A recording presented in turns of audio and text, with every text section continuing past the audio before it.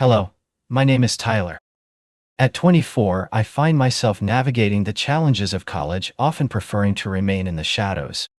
He doesn't dominate the conversation in class. Neither the source of laughter nor the focal point, yet I observe. I pay attention. I observe details keenly. I spent my formative years in a quaint, unassuming town nestled just beyond the borders of Milwaukee. Nothing significant ever occurs in this place, which is likely the reason why what I'm about to reveal still feels surreal. Even now, I've never been one to cause a ruckus. I've always adhered to the right side of the line, that is, until the moment I pressed the doorbell at my friend's house, and everything shifted dramatically. Jacob is among my closest friends. From the very first year, it felt as if we had been friends for a lifetime. He possesses a delightful sense of humor. Always prepared with a punchline. He effortlessly captivates everyone around him with his undeniable charm. We collaborated on several class projects, shared weekends together, gaming and engaging in the typical college activities. I had visited his house countless times. It had a sense of familiarity, as if it were a second home. That afternoon, we intended to gather and tackle a business presentation for one of our classes. Earlier, he sent me a message indicating he might arrive, late due to a work shift, yet encouraged me to come by regardless. His mother would be present. I had encountered Jessica, his mother, on a few occasions prior. She consistently exuded a relaxed, effortless aura. The type of mother who crafted exceptional coffee, embraced nostalgic banter, and made Don's friends feel valued. In her early 40s, she possessed a youthful aura that defied expectations. Her beauty was timeless, characterized by soft features, piercing eyes, and a smile that instantly brought a sense of comfort. I arrived at their location at approximately 4:00 p.m. on T. The sun lingered in the sky, a gentle breeze weaving through the air. It seemed like just another easygoing day. I approached the door, pressed the doorbell, anticipating Don's arrival to greet me. It was her, instead. Jessica swung the door open, clad only in an oversized white t-shirt that brushed just above her thighs. Without any makeup. Her hair was thrown up haphazardly, and she was barefoot. She appeared as if she had just emerged from a brief slumber, or perhaps finished tidying up. I paused for a moment, not due to any unusual appearance on her part. No, quite the contrary. She appeared stunning effortlessly. With a gentle tilt of her head, she offered a warm smile. "Oh, it's you," she remarked, her tone effortlessly nonchalant. "Please enter. I'm alone." I can't quite grasp why that line resonated with me so deeply. She wasn't trying to be flirty. It was simply genuine. Yet, those words reverberated in my mind. I find myself in solitude. I entered the room, attempting to maintain an air of nonchalance, yet I couldn't help but notice how the sunlight poured into the living space, particularly highlighting her silhouette as she moved in front of me. The t-shirt barely grazed her thighs, and my mind shouted, "Don't look!" Yet, I couldn't help but steal a glance, just for a fleeting moment. Within the confines of the kitchen, she pivoted to face me. "Jacob is running behind schedule. I believe he mentioned that you might stop by," she said. "Would you care for a beverage? Which do you prefer, coffee or iced tea?" "Iced tea seems like a delightful choice," I responded, wishing my voice would remain steady. She glided through the kitchen as if it were an extension of herself. As I opened the fridge, I retrieved a picture, then poured the drink with a smooth, effortless motion. I perched at the kitchen island, my fingers drumming against the counter, battling the urge to let my gaze drift, yet it inevitably did. Her legs, the way her shirt casually slipped off one shoulder. Everything felt genuine. Perhaps that was the very reason it became impossible to overlook. She handed me the glass and took a seat opposite me. "How is school going for you?" she asked. I shared with her some details about the project, explaining how Jacob and I were overwhelmed with work, anxious about grades, internships, and everything that comes with it. She paid close attention, nodding thoughtfully while savoring her drink. After a moment of reflection, she remarked, "You know, you're among the rare friends Jacob introduces who truly appears grounded. There's a calmness about you that I appreciate." Uncertain of how to reply, I simply offered a smile. "Thank you. I give it my best shot." We lingered in a serene silence afterward, not uncomfortable, merely rich with unspoken understanding.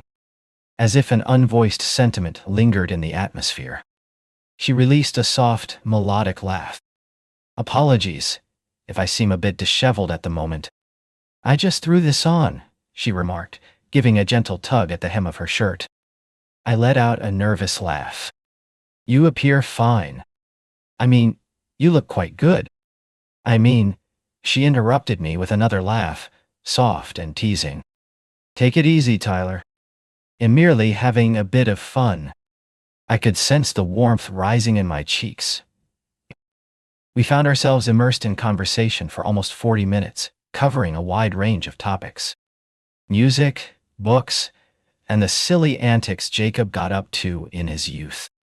At some point, I lost track of the fact that I was chatting with my friend's mom. It lacked any romantic or physical allure. Instead, it felt authentic, as if we were two individuals who simply understood one another. Jacob eventually sent a text, mentioning he would be another hour. I gazed at her, contemplating whether I should return later when he arrives. She hesitated for a moment, then replied, "Nah, stay. You have arrived. Unless you have another destination in mind." I shook my head. "No, I'm fine." She smiled once more, that warm, effortless kind of smile. "Then stay. I have some classic films if you're interested." "Just a little something to fill the time," she suggested. We settled into the living room, and she selected an old black and white film I had never encountered before. She claimed one end of the couch while I occupied the other. Mostly, we were absorbed in the movie, yet occasionally, I noticed her stealing a glance in my direction. On a couple of occasions I glanced back. Nothing occurred. Not at that moment, at least. Yet there was a subtle shift. A subtle tension hung in the air, an invisible line drawn between us. Neither of us dared to cross it, yet we both felt its presence. I hadn't anticipated returning so soon. Yet, following that visit, my mind was consumed by it. The way she gazed at me, the inflection in her voice, that smile, and that fleeting moment when our eyes locked during the film, those memories lingered far longer than I cared to acknowledge. Naturally, I kept my silence around Don. How might I? He wouldn't grasp it. Honestly, I was struggling to wrap my head around it too. A few days later, Jacob reached out to me once more. It was the same situation. He had some errands to run with his dad and wouldn't be back for a while. He mentioned I could drop by to grab the flash drive we needed for our project.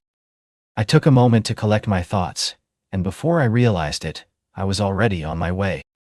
As I turned into the driveway, I lingered in my car, gazing at the door. A small part of me wished she wouldn't be home. The other part longed for her to be. I knocked. She responded once more, this time clad in jeans and a hoodie. Hair cascading, still unshod. That familiar, effortless smile.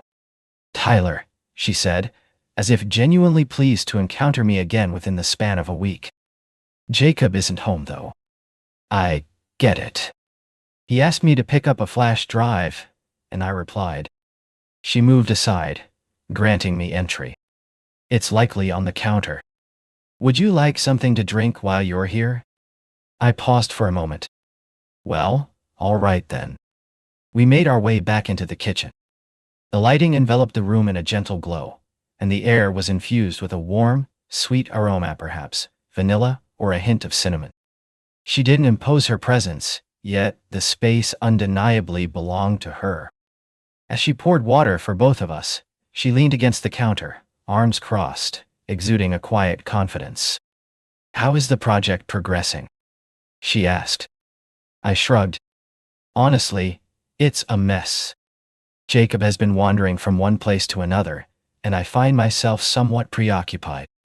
We're lagging, she smiled knowingly. She spoke of college life. Those days linger in my memory. Long hours, an abundance of caffeine, and relentless pressure. I chuckled softly. Indeed, that captures the essence perfectly. Then her expression softened, taking on a more contemplative quality. Do you ever get the sense that others believe you should have it all sorted out by now? She inquired. Constantly, I remarked, taken aback that she would even mention that. My parents believe I'm squandering my time on business classes. They urged me to choose something reliable. I find myself questioning the meaning of that phrase these days. She nodded, her movements deliberate and filled with comprehension. My father mirrored that sentiment. Every detail needed to adhere to a carefully crafted blueprint. Secure, organized, devoid of space for freedom. A silence lingered, not unpleasant, but weighty, as if we both grasped an unspoken truth between us. In that fleeting moment, her gaze shifted, revealing a new layer of perception towards me. Not as a college student, but as someone who had traversed the same path she had. You know, she said, it's kind of nice talking to someone who actually listens. I found myself echoing that sentiment. I conveyed my thoughts to her. We slipped back into the living room, words unspoken between us. We both simply wished to remain in the space we had discovered. She settled into her familiar position at the far end of the couch, just as she had done countless times before. I settled into the same spot as before, yet this time she curled her legs up on the cushion, angling her body just a bit in my direction. She appeared more at ease, perhaps even subtly vulnerable, in a serene manner. With a swift motion, she seized the remote and began to navigate through the channels. Yet another classic film? I inquired. Are you always drawn to the black and white things? Her lips curved into a smile. They evoke memories of a time when life felt more straightforward. Minimize the clamor. In those days, conversations flowed freely between individuals. Do you believe that people genuinely engage in conversation these days? I inquired. She gazed directly at me, maintaining the connection for a moment. Not exactly, she replied. This isn't the way. Silence enveloped us for a stretch of time. We simply sat there, our eyes glued to the screen as it flickered before us. She reached back, her hand finding the throw blanket draped over the couch, and with a swift motion, she tossed it onto my lap. You looked cold, she remarked, her tone casual and unbothered. I was not. Yet, I allowed it to remain in that place. Then she did something that completely surprised me. She leaned in, making a slight adjustment, her fingers grazing my knee with a delicate touch. It was no mere coincidence, yet it remained shrouded in subtlety. It was deliberate. A slight, almost imperceptible contact, yet it coursed through me like a wave. My gaze fell upon her. Her gaze was already fixed upon me. This time, it's devoid of playfulness, it's purely honest and undeniably real. I cleared my throat. Jessica, do you ever get the sense that she interrupted me before I could complete my thought? Her hand found its way to mine. Gentle, unhurried, intentional. I know what you're about to ask, she whispered. I find myself at a loss. We lingered in silence after that moment. A moment where time seems to elongate, each second lingering in the air. I'm not attempting to complicate matters, I stated. I know you're not, she replied, her voice barely rising above a whisper. She released my hand with a deliberate slowness, then rose to her feet. I should get back to my laundry, she remarked, a subtle smile gracing her lips. I'm really glad you decided to drop by, she remarked. I stood as well, uncertain of what had just transpired, or if anything had occurred at all. Yet, an unspoken change had occurred between us. The atmosphere was charged, a palpable tension hanging in the air, reminiscent of the thick silence that envelops the world just before a summer storm breaks loose. She guided me to the door, her hand reaching out to pull it open. I pivoted, hoping to articulate something profound, yet all that escaped my lips was, "Thanks for the drink."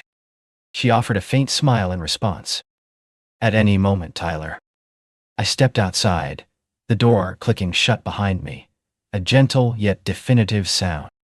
As I walked back to the car, a realization settled in: something had started, something unforeseen, and I was at a loss for how to halt it. Perhaps I simply chose not to. After that, a week passed without a glimpse of Jessica. I made an effort to cast the entire matter aside, attempting to erase it from my thoughts. What nearly transpired on that couch lingered in my mind, replaying like a haunting melody: the softness of her hand against mine, the intensity of her gaze, the way she confidently declared, "I know what you're about to say." That was insignificant. That thought didn't cross my mind. Yet, I endeavored to persuade myself to release it. She was the mother of Jacob. She had more years behind her. It was never meant to unfold this way. That ought to have concluded the matter, yet it did not. On Thursday night, I received a call from Jacob. He mentioned he was off to Chicago for the weekend to visit his dad and wouldn't be available.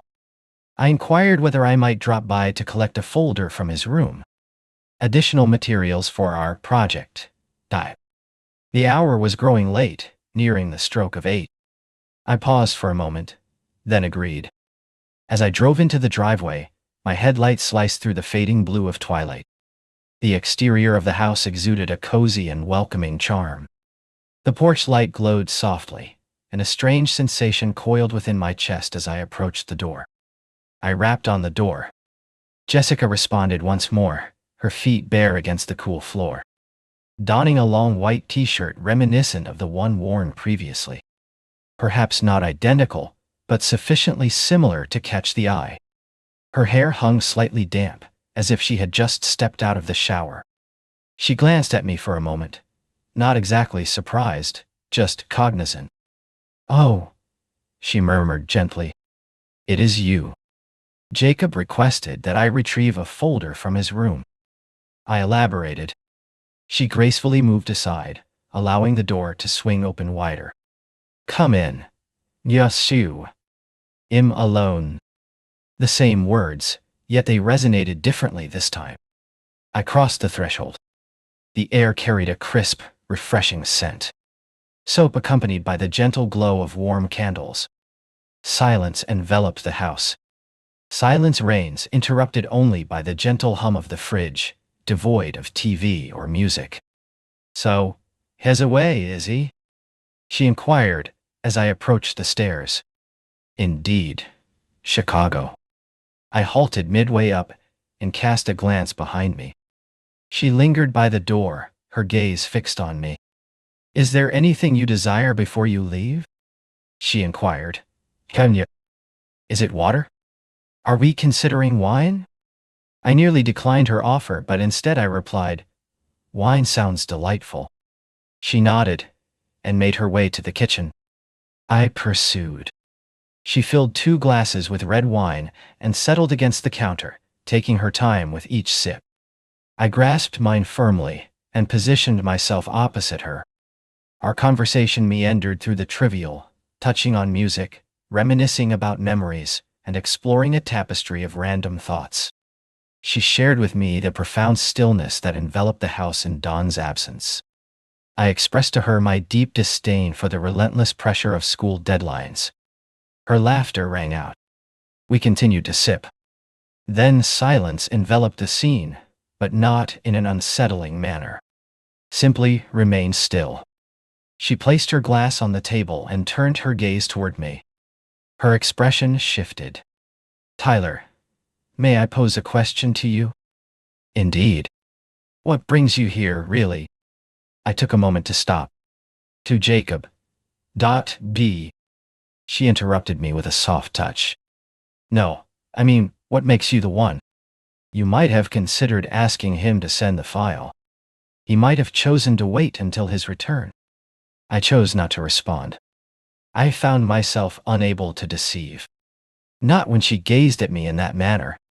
She moved in closer. First a step, then another follows. "I've been pondering you," she remarked, her tone soft yet unwavering. "Since the last occasion. I am aware that it is incorrect. I understand I ought to refrain, yet I find myself unable to resist." I gulped. My heart raced wildly within my chest. "I've been pondering over you as well," I confessed. We found ourselves standing there, eye to eye. The kitchen light flickered briefly, a mere heartbeat in the stillness. Her hand glided upward, resting softly against my chest. I remained still. "You are so young," she murmured softly. "I understand. You're a friend of Dawn's. I understand. Am aware that this desire is not what I should be feeling. I understand." She leaned in gradually, as if offering me every opportunity to retreat. I did not. Our lips touched, gentle at first, hesitant, then again more profound. Her hands glided to my neck, then traced down my back. My hand lingered on her waist. The kiss lingered, enveloping us in warmth, brimming with all the unspoken words that hung between us. As we finally separated, we exchanged glances, our breaths mingling in the stillness. She then turned away, her hand coming up to shield her face. "This cannot happen," she declared. "We can't go through this once more." "I understand," I replied. "My apologies." "Am not," she replied, glancing back at me. "Am not sorry it happened, but we need to tread carefully." I gave a slight nod. "I understand," she said, making her way to the living room before settling onto the couch. I pursued. That night, our lips remained unconnected once more. No further actions were taken. We simply lingered in that moment, our clothes and legs brushing against each other beneath the blanket. The television flickered with images, yet neither of us truly engaged with the spectacle before us. As the hours slipped away, I rose to my feet. "I suppose it's time for me to take my leave," I remarked. She guided me to the door, just as she had done in the past. As I crossed the threshold into the world beyond, she leaned closer, her voice a soft murmur. "If you return, do so by yourself." I offered a subtle nod, and the doors closed softly behind me. No one was informed. Not done. Not my friends. Not even I, if I'm being honest. I kept the kiss unspoken. There was no attempt to clarify it. I held it close, a silent secret that felt too precious to let go, yet impossible to set aside. Our next encounter with Jessica was entirely unanticipated. The sun hung low in the sky, casting a warm glow on the late Sunday afternoon. Jacob remained away from town. As I navigated the familiar route home from campus, fatigue clouded my mind, and in a moment of absent-mindedness, I found myself veering onto their street. Silence envelops, yet intuition speaks volumes. I drove into the driveway, approached the door, and knocked. She opened the door and regarded me as if she had been anticipating this moment, as though she understood that it was inevitable, bound to occur sooner or later. Identical long t-shirt, draping over familiar bare feet, those eyes reflecting a blend of hesitation and desire. Not a single word passed between us. She gracefully stepped aside. I stepped inside. That day marked a turning point. Promises were never part of our agreement. It remained nameless. It was not love. Not in the cinematic way. Yet, it was undeniably real. Authentic in a subtle, smoldering manner that lingers just beneath fleeting looks. Strokes of flesh. Unspoken words linger in the air. Throughout the following month, I continually discovered excuses to visit when Jacob was absent. At times, Jessica would send a text, while other moments, I would simply appear. And somehow she was always there, as if the silence between us had never been disturbed. We took our time with everything. The experience transcended mere haste. It was during those languid, unvoiced afternoons in the living room. I would find myself settled on the couch. She would take a seat next to me. Her leg brushed against mine beneath the blanket. She would offer me coffee that seemed to hold a sweetness, simply because it was poured from her hand.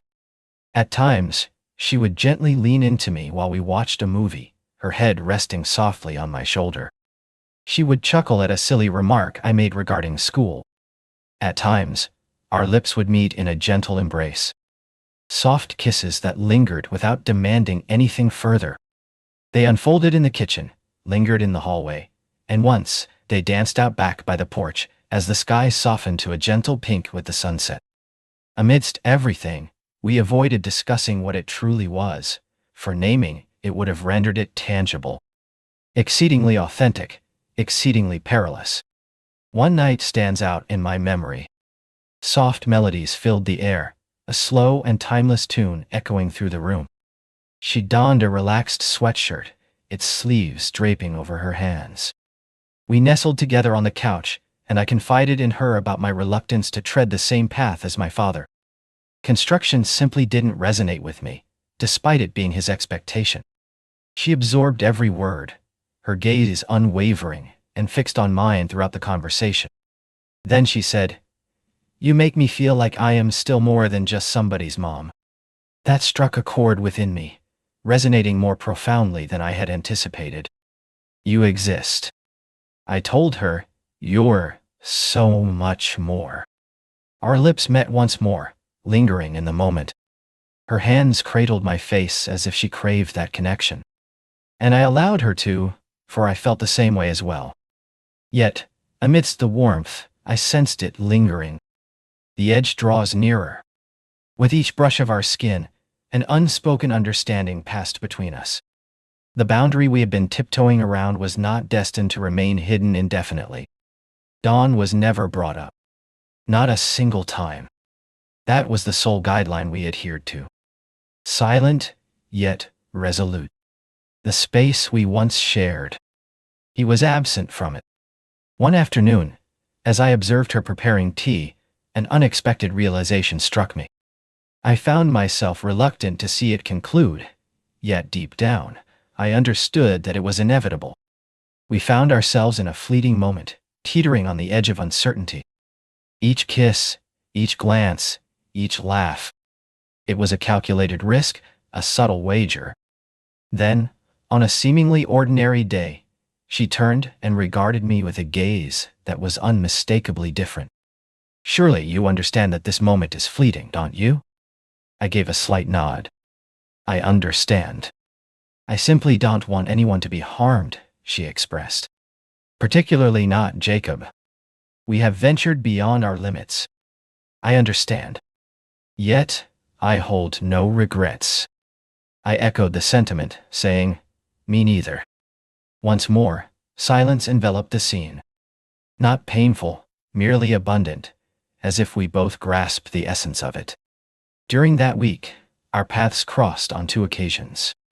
Each moment was gentle, enveloping, akin to an unspoken farewell that lingered in the air. We kissed with a lingering softness, embraced a moment longer, exchanged smiles that spoke volumes, and as I departed her home for the final time, she left without walking me out. She remained nestled on the couch, a blanket draped over her shoulders, her legs tucked comfortably beneath her. "There's a promise of greatness in your future, Tyler." "I know you will," she said. I found myself caught in a moment, torn between the choice to remain and the urge to leave. She then remarked, and this, whatever it was, held significance for me. I nodded in agreement. It held significance for me as well. I took hold of the door, pushed it open, stepped outside, and gently shut it behind me. That marked the final occasion I found myself alone in her house. Following that moment, silence enveloped the surroundings. Silence reigns, with no messages to break it, no unexpected visits to disrupt the calm. The afternoons once spent lounging on the couch, and the intimate exchanges over coffee, have faded into memory. I found myself pondering whether she would make the effort to connect. Just once, something as simple as, "I hope you're doing well." Yet, she never did, and neither did I. I maintained a low profile. With finals approaching, I immersed myself in my studies. Jacob returned from Chicago, and in an instant, the dynamic between us reverted to its usual state, as if nothing had ever transpired. As if I hadn't devoted the last month to existing in a concealed realm within his home, mere doors away from where he lay asleep. It was an odd sensation. I would settle beside him, engrossed in our assignments, all the while recalling each silent step I had taken down that hallway, fully aware that Jessica awaited me in the living room. She faded into the shadows. I didn't catch a glimpse of her if she was indeed home. Occasionally, I would catch the sound of her voice drifting from upstairs or see her silhouette fleetingly pass by the doorway. Yet, there was an absence of looks, no lingering glances, only an expanse of emptiness. I have obtained it. The chapter had come to a close. What we shared, though fleeting, was fragile and ephemeral. Attempting to pull it ahead would have destroyed whatever remained intact. She possessed a life, a son, a home. And I found myself as a college student, navigating the tumultuous waters of youth while grappling with the uncertainty of what lay ahead, all the while recognizing how much we relied on one another in that fleeting moment. We were both aware of the destination that awaited us at the end of the road. Yet, the silence etched its presence deeply. 7 days slipped by. On a Saturday afternoon, I found myself stopping by Don's place to retrieve a notebook I had forgotten. He was at the gym and instructed me to let myself in. The door stood ajar, just as it always did. I crossed the threshold. Silence enveloped the house. As I navigated the hallway, my hand extended toward the notebook, resting on the counter. Her voice reached me from behind. Tyler Rua. Key. I pivoted. She stood at the foot of the stairs, hair pulled back, bare-faced, clad in a hoodie and leggings. Her appearance conveyed a sense of weariness, yet there was a warmth in her demeanor. "Hey," I said, my voice quieter than I had anticipated. She inclined her head in agreement. "How have you been faring?" "I am occupied," I remarked. "You are the same." A moment of silence ensued. The silence that lingered between us, a familiar presence we had come to accept. Yet, on this occasion, it felt surprisingly light. It simply resonated with authenticity. "I wasn't certain I'd ever lay eyes on you again," she remarked. "I hadn't anticipated that either," I replied. She approached with a deliberate slowness, resting against the kitchen counter that stood between us. With her arms crossed, she let her gaze fall to the floor before lifting it back to meet mine. She reflected deeply on the events that transpired. "I have as well. I want to take a moment to share something with you. I hold no shame in it. I have no regrets about it." I gave a slight nod. "Me neither. We needed something," she remarked. Perhaps we were unaware in that moment, yet we truly understood. "And am truly grateful it was you." I gazed at her and replied, "Am truly glad it was you as well." We stood there, mere feet apart, yet the silence between us was thick with unspoken farewells. "Am not someone who does things like that," she confessed. "It frightened me just how effortless it seemed with you." "It felt effortless," I confided to her, "because it aligned perfectly with its purpose." She offered a faint smile. Indeed, it was. Another moment of silence followed. Yet this one exuded tranquility, a serene stillness. "Jacob remains unaware," she remarked. "And he shall remain so forever. It holds significance for me. I would never reveal that to him," I stated. "Not ever." "I understand." She moved closer, extending her hand to softly brush against mine. In that fleeting instant, it was a last gesture, a silent expression of gratitude. "Look after yourself, Tyler. You as well, Jessica." And that was all there was to it. She took a step back. I clutched my notebook and moved toward the door, not daring to glance back. As I slid into the driver's seat and turned the ignition, there was no sense of heartbreak. I wasn't shattered. Instead, a profound sense of calm washed over me. Whatever this thing between us had been, it concluded as it should have, at the right moment, in the right manner. No drama, no promises, no pleading or farewells in the rain. Just something rare, something beautiful, something untouched by the clamor of the outside world, preserved in time where it remained beyond reach. It was a moment that faded into silence. We chose not to revisit it. It remained unspoken between us. Yet, there are moments when I find myself driving past her street or catching the notes of those familiar songs she adored. In those fleeting instances, memories of our shared days wash over me, and a smile graces my lips, for I had the privilege of knowing her, the authentic version of herself. And for a brief time, she recognized me as well. Farewell.